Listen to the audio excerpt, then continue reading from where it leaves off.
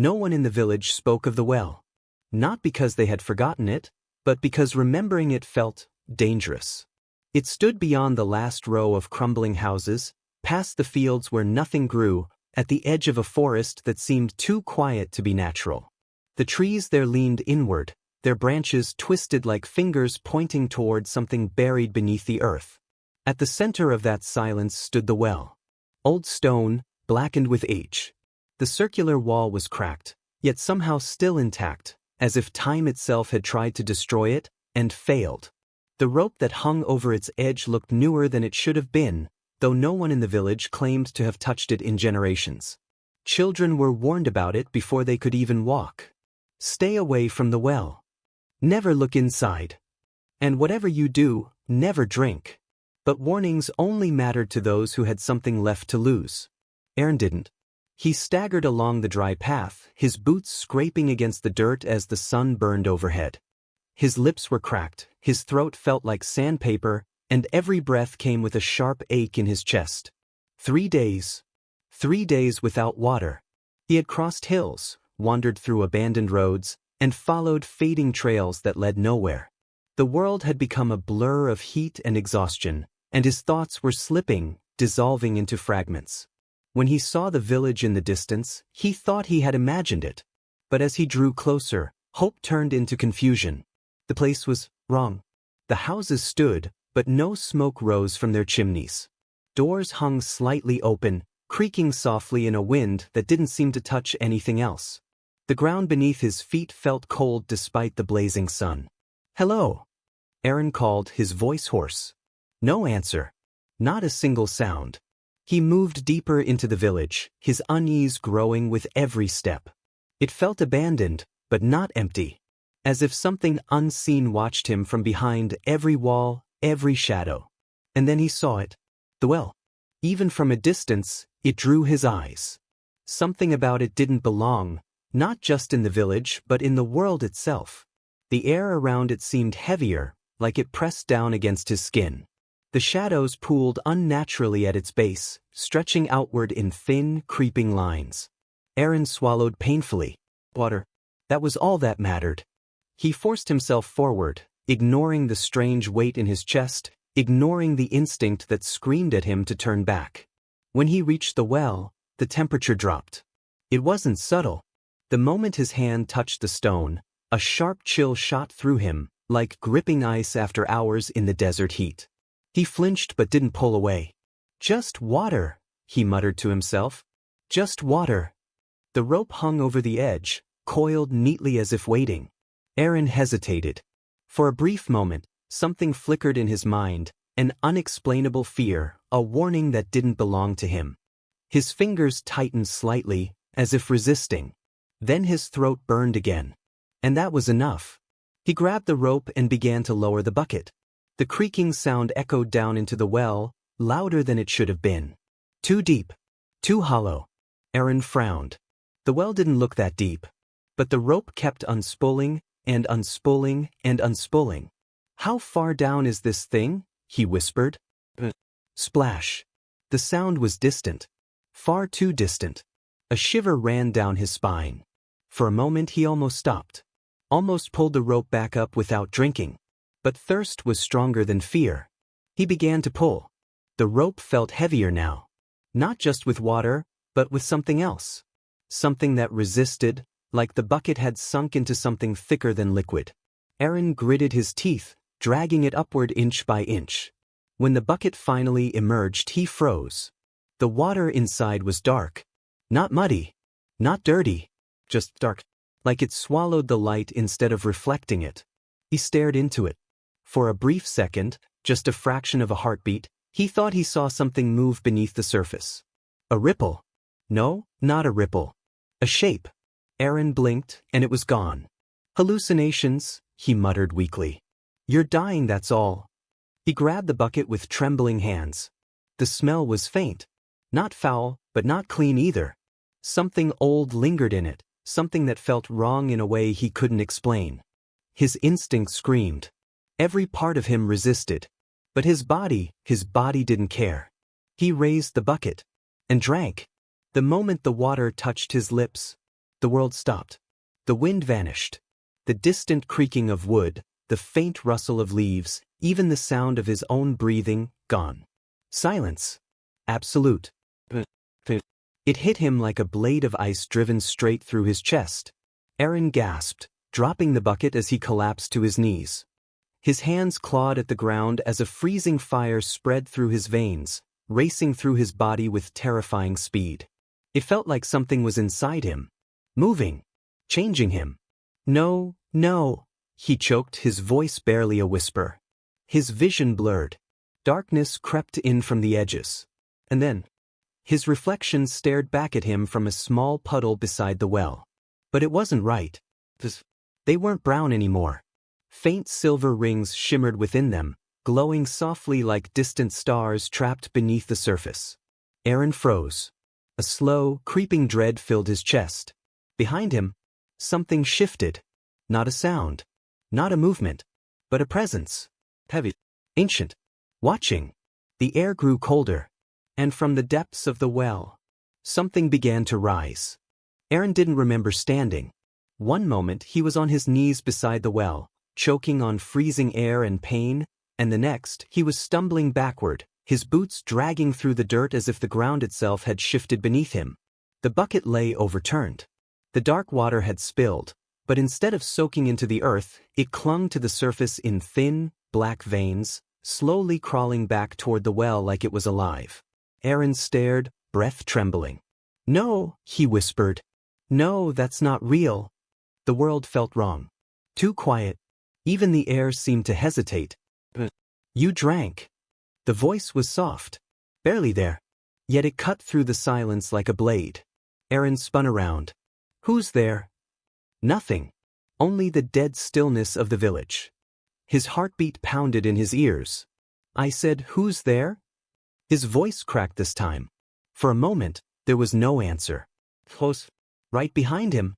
"You shouldn't have." Aaron staggered forward with a sharp gasp, nearly tripping over himself as he turned again. And that's when he saw her. She stood at the edge of the forest. Not walking. Not moving. Just a figure shaped like a woman, yet not fully part of the world. Her body shimmered faintly, edges blurred like smoke drifting in water. Long, pale hair flowed around her as if suspended in an unseen current. Her eyes glowed softly. Cold. Ancient. Watching him. Aaron's throat tightened. "What are you?" The figure didn't answer immediately. Instead, she tilted her head, slow, unnatural, like she was studying him. Then she spoke. "Bound." The word echoed strangely, layered over itself as if many voices had spoken at once. Aaron took a step back. Bound to what? Her gaze shifted. Past him. To the well. To that. A gust of wind finally stirred, but it was wrong. It didn't move the trees. Didn't touch the ground. It only passed through Aaron, sending a freezing chill through his bones. His mind raced. "A spirit," he said, though the word felt too small for what stood before him. She didn't deny it. Didn't confirm it either. Instead, her eyes returned to him. "You drank." "I had no choice." Aaron snapped, fear twisting into anger. "I would have died." The pause. "Now, you might." The words landed heavier than they should have. Aaron clenched his fists. "What does that mean?" The ghost drifted closer. Not walking. Not stepping. Just gliding. The air around her grew colder with every inch. Aaron wanted to run. Every instinct screamed at him to run. But his legs wouldn't move. "You took what was sealed," she said softly. Her voice was clearer now, but still layered, like echoes trapped inside her. Aaron shook his head. "It was just water." Her expression changed. Not anger. Not rage. Something worse. Pity. Not just water. She lifted her hand slowly, pointing toward the well. What sleeps there was never meant to be touched. Aaron's breath quickened. Then why is it here? Why leave something like that unguarded? A flicker passed through her eyes. "I guarded it." Silence fell again. Aaron's heart skipped. "For how long?" he asked quietly. She didn't answer right away. When she finally did, her voice felt heavier. long enough to forget the sun. The words sent a chill deeper than the cold ever could. Aaron's gaze snapped back to the well. The darkness inside it seemed thicker now. Deeper. As if something had been disturbed and hadn't settled again. I didn't mean to, he started. I know. The interruption was immediate. But final. The ghost moved closer still. Now she stood only a few feet away. Aaron could see her more clearly. Her form flickered faintly, like she wasn't fully anchored to reality. Beneath the surface of her shape, faint shadows moved. Faces, shapes, something shifting endlessly within her. His stomach turned. What happened to you? He asked. Her gaze lingered on him. Then she answered. I failed. The word echoed, deeper than the others. Aaron swallowed hard. Thought formed, slow, heavy, undeniable. If you were guarding it, he said carefully, then why are you out here now? For the first time, the ghost hesitated. Her form flickered more violently for a brief moment. Then she spoke. Because, now I am bound to you. The world seemed to tilt. Aaron's mind struggled to process the words. What? He whispered. You drank? She repeated. You broke the seal. Her eyes locked onto his. And what was inside has touched you. Aaron staggered back. No. No, that's not possible. He turned away, running a hand through his hair, panic rising fast. This is insane. I'm hallucinating. I'm still dying in the desert. This isn't real. Run. The words stopped him cold. He slowly turned back. The ghost's expression had changed. No pity. No calm. Only urgency. Run, she said again. Aaron's heart pounded. Why? The answer came in a whisper. Because it noticed. The ground trembled faintly beneath his feet. From the well, a low, hollow sound echoed upward. Not water. Not wind. Something else. Something breathing. Aaron's blood ran cold. The ghost drifted backward, her gaze fixed on the well now. It knows you. The darkness inside shifted. Deeper. Closer. Hungry. Aaron didn't wait. He ran. Past the broken houses. Past the empty fields. Into the forest. Branches tore at his clothes, roots caught at his feet, but he didn't stop. He didn't dare. Because even as he ran, he could feel it. Not behind him. Not chasing. But watching. And no matter how far he went, the cold never left. Aaron didn't stop running until his legs gave out. The forest blurred past him, branches clawing at his arms, roots twisting beneath his feet, but none of it felt real. Only the cold remained real. That unnatural, bone-deep chill that clung to him no matter how fast or how far he moved. When he finally collapsed, it was beside a narrow stream. Water. Clear. Moving. Alive. He crawled toward it, desperate, his hands shaking as he cupped the water and brought it to his lips. The moment it touched his tongue, he gagged. It tasted like nothing. Empty, but wrong. As if his body rejected it. Aaron coughed, spitting it out, his chest tightening with panic. No, no, no, no. He tried again. Same result. The water slid down his throat like ash, leaving behind a hollow, sickening sensation. I don't understand, he rasped. Because you've changed. The voice came from behind him. Aaron froze.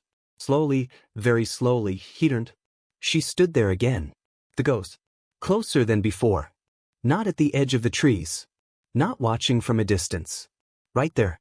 Only a few steps away. Aaron scrambled backward, his breath coming fast. No. I ran. I ran for hours. How are you here? She tilted her head slightly. I told you. Her voice was quieter now. Less echoing. More present. I am bound to you. Aaron shook his head violently. That doesn't make sense. You were tied to the well. I was. The words were calm. Simple. But the seal broke. Her gaze drifted to him, sharp, knowing. And it chose a new vessel. Aaron's stomach dropped. Me. She didn't answer. She didn't need to. The silence said everything. Aaron's hands clenched into fists. No. I didn't choose this. Neither did I. That stopped him. For the first time, there was something different in her voice. Not cold. Not distant. Something human. Aaron swallowed hard, forcing himself to steady his breathing. Then fix it, he said. You've been guarding it for 1,000 years, right? You know how this works. So fix it. The ghost didn't move. Didn't react. I cannot. The words were final. Aaron let out a bitter laugh, running a hand over his face. Of course you can't. He pushed himself up to his feet, pacing unevenly. There has to be something, he muttered. Some ritual, some way to put it back. You cannot return what has already awakened. Her voice cut through his thoughts like a blade. Aaron stopped. Slowly turned. What does that mean? For a moment she didn't answer. It is no longer sleeping. The forest seemed to grow quieter. If that was even possible. Aaron's chest tightened. You mean that thing in the well? Her gaze didn't waver. It was never just in the well. A cold realization crept into his mind.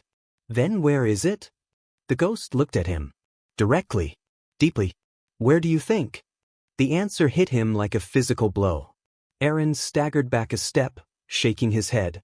No, that's not possible. But even as he said it, he felt it. That same presence. Not behind him. Not watching from afar. Inside. A faint pressure at the back of his mind. Something stirring. Something aware. No, he whispered. His hands trembled as he pressed them against his temples. Get out, he muttered under his breath. Get out of my head. It is not in your head. The ghost's voice was softer now. Closer. It is part of you. Aaron let out a sharp, broken laugh. That's not better. The air grew colder. Suddenly. Violently. The stream beside them froze. In an instant. Ice spread across its surface, cracking loudly as it formed. Aaron stumbled back, eyes wide. What did I do? You didn't do it. Her voice had changed again. Tighter now. More alert. It did. Aaron's heart pounded. He repeated. The ghost turned her head slowly, scanning the forest. As if she were listening for something. Do you feel it? She asked. Aaron swallowed. Yes. The word came out barely a breath. That pressure in his chest was growing. That presence. It was shifting. Becoming more active. More aware. Like something stretching after a long sleep. What does it want? He asked. Her answer came after a long pause. To exist. The trees around them creaked. Not from wind. From something else. The shadows beneath them began to twist, stretching unnaturally, pulling away from their sources like living things. Aaron backed away slowly. This isn't real, he said again, but his voice lacked conviction now. It is. The ghost stepped closer. For the first time, she reached toward him. Her hand stopped just inches from his arm. The cold radiating from her was intense now, but not painful. Just present. You are its anchor, she said. And it is learning through you. Aaron's breath hitched. Learning what? Her eyes darkened slightly. Everything. A low sound echoed through the forest. Not from a single direction. From everywhere. A deep, hollow resonance. Like something massive shifting beneath the surface of reality itself. Aaron turned in a circle, panic rising fast. We need to get out of here. There is nowhere to go. The words hit harder than anything else. Aaron stopped. Slowly looked back at her. What? She held his gaze. For 1,000 years, it was contained.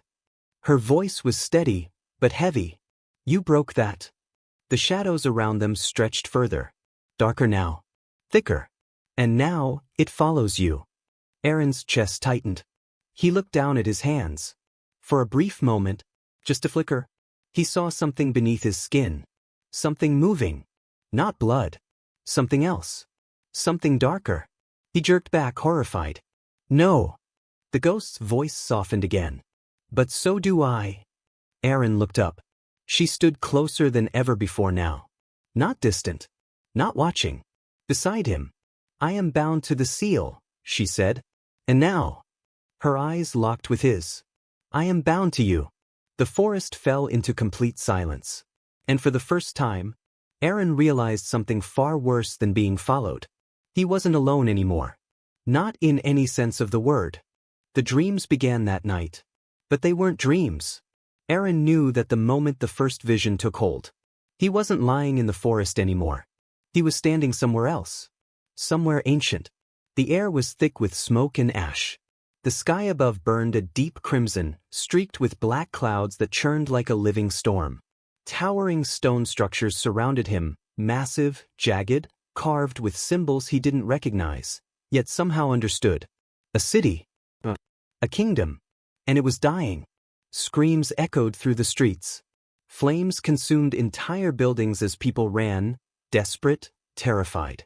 Soldiers clashed in the distance, their armor reflecting firelight as steel met steel. Aaron stumbled forward. No one saw him. No one reacted. He wasn't there. He was a memory. A voice. Look closely. Aaron turned. She stood beside him. The ghost. But she looked different. More solid.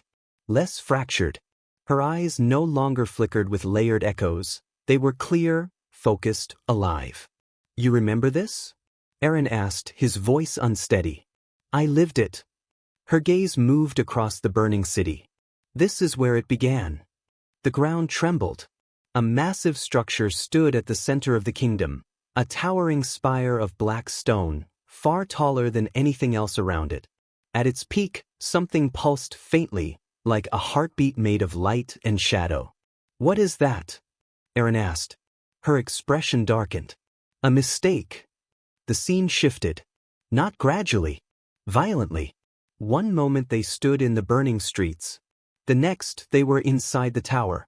Cold stone walls surrounded them. The air here felt heavier, suffocating. Strange symbols glowed faintly along the floor, forming a massive circular pattern. At its center stood a man. A king. Aaron knew it without being told. His robes were dark, embroidered with gold that shimmered unnaturally in the dim light. His eyes burned with obsession, focused entirely on the massive structure before him. The well. But not as Aaron had seen it. This one was new. Perfect. Its stone uncracked, its edges sharp, its surface carved with intricate runes that pulsed with power. And inside, darkness. Not empty. Moving. Alive. Aaron felt his breath catch. That's it, he whispered. Yes. The ghost's voice was quieter now. That is where it was born. The king raised his arms. Around him, figures knelt, priests, scholars, something in between. Their voices rose in a low chant, the sound vibrating through the air like a living thing. Aaron felt it in his chest. That same presence. That same pressure. Only stronger. What is he doing? Aaron asked. The ghost didn't answer right away. When she did, her voice trembled. He wanted eternity. The chanting grew louder. The symbols on the floor flared with light. And then, the screaming began. Aaron turned sharply. The kneeling figures, they weren't chanting anymore.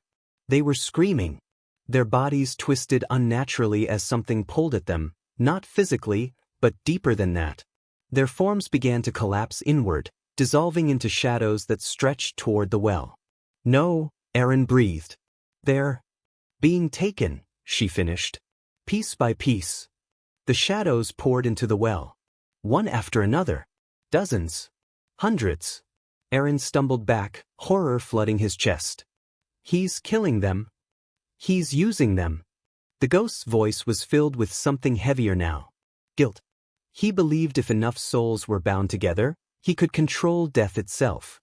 The well pulsed. The darkness inside it grew thicker, denser. Something moved within it. Not just one thing. Many things. Too many. The king stepped closer to the edge, his expression filled with triumph. It worked, Aaron whispered. Yes. The ghost's eyes fixed on the well. But not the way he intended. The ground shook. The chanting stopped. The air cracked. And something rose. Not fully. Not completely.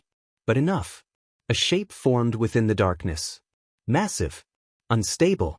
Watching. Aaron felt his chest tighten as the presence surged outward, flooding the room with unbearable pressure. The king smiled. Behold, he whispered. Everything went wrong. The shadows lashed out. Not controlled. Not obedient. They struck the king first. His expression shattered into terror as the darkness wrapped around him, pulling him toward the well. "No, wait," he screamed. But it didn't stop. It didn't listen. It didn't care. It consumed. The room erupted into chaos. The remaining figures tried to flee, but the shadows reached them too, dragging them into the growing mass of darkness. Aaron staggered back, his heart racing. "It's alive," he said. The ghost shook her head slowly. "Not alive." The pause. "Hungry." The vision shifted again. Faster now. Blurring. The city outside, the flames spreading further. The tower cracking.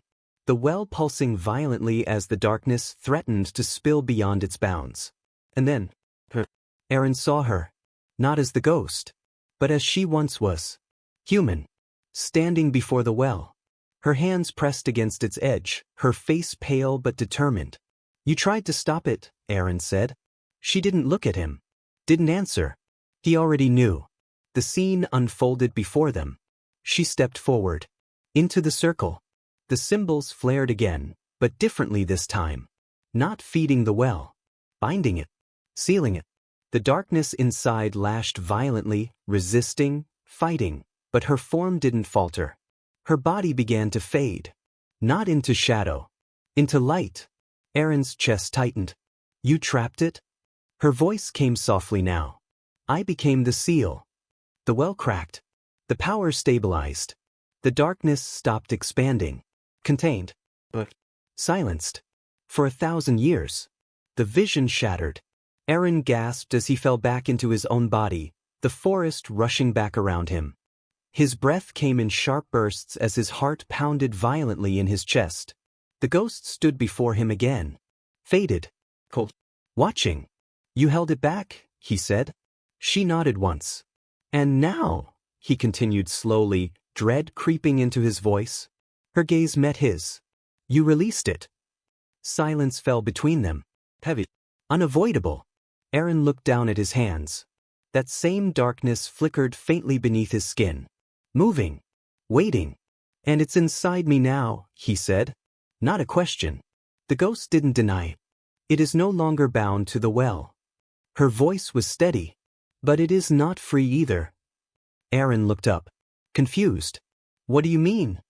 For the first time, a faint shift crossed her expression. Not fear. Not sorrow. Something closer to realization. It moved from stone. Her eyes locked onto his. Into flesh. The weight of those words settled heavily in the air. Aaron's breath slowed. His thoughts sharpened. A dangerous clarity forming. "So the seal didn't break," he said quietly. "It changed." The ghost didn't answer. Because she didn't need to. Aaron already understood. And for the first time, he wasn't just afraid. He was thinking. The forest no longer felt like a place.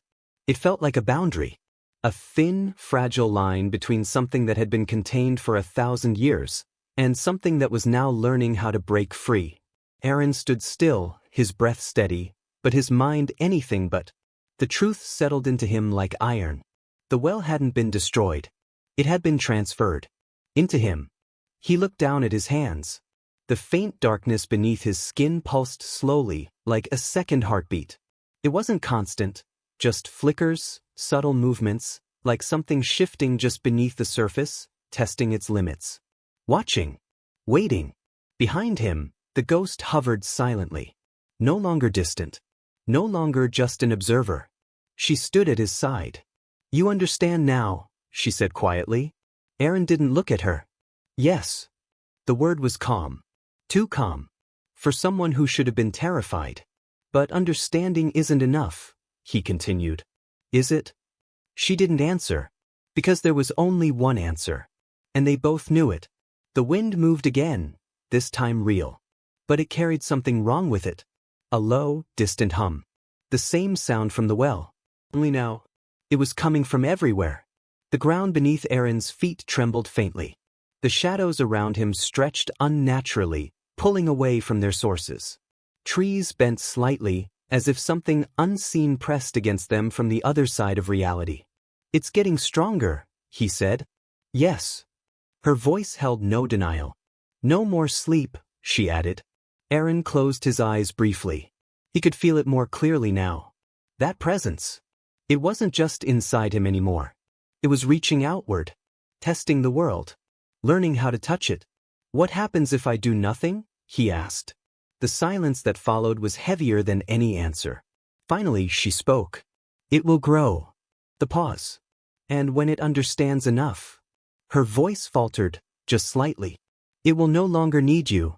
Aaron opened his eyes. That was the end. Not just for him. For everything. He exhaled slowly, the air leaving his lungs in a long, steady breath. Then I don't have time. The ghost turned toward him. For the first time, there was something unmistakable in her expression. Concern. What are you thinking? She asked. Aaron didn't answer right away. Instead, he turned and began walking. Back toward the village. Back toward where it had started. The ghost followed instantly. You cannot return it to the well, she said. The structure is gone. The seal. I know. His voice cut through hers. Certain. I'm not returning it.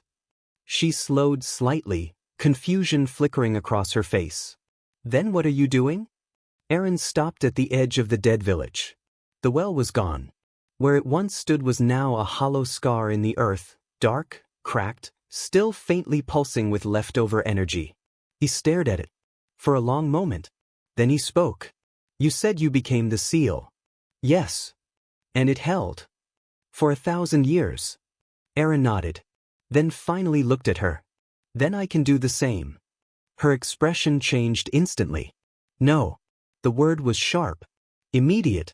You do not understand what that means. I do, Aaron replied quietly. I saw it. Her form flickered, more unstable now. It will consume you, she said. Not just your body. Your mind. Your identity. Everything you are will. Become part of it, Aaron finished. The pause. Softer. Just like you. The words hit harder than anything else. For a moment, she said nothing. Her gaze lowered slightly. That was not survival, she said. It was sacrifice. Aaron gave a faint, tired smile. Same things in the end. The ground trembled again. Stronger this time. Cracks spread outward from the scar where the well had been. Darkness seeped from within them, thin and crawling, like veins searching for something to cling to. The thing inside him was reacting. Agitated. Where? Aaron stepped forward. The moment his foot crossed onto the scarred ground, the world shifted. The air grew heavy. The darkness surged. Not outward. Toward him. Like it recognized him. Like it belonged to him. The ghost moved beside him instantly. Aaron, stop. He didn't. You don't have to do this, she said. Yes, he replied.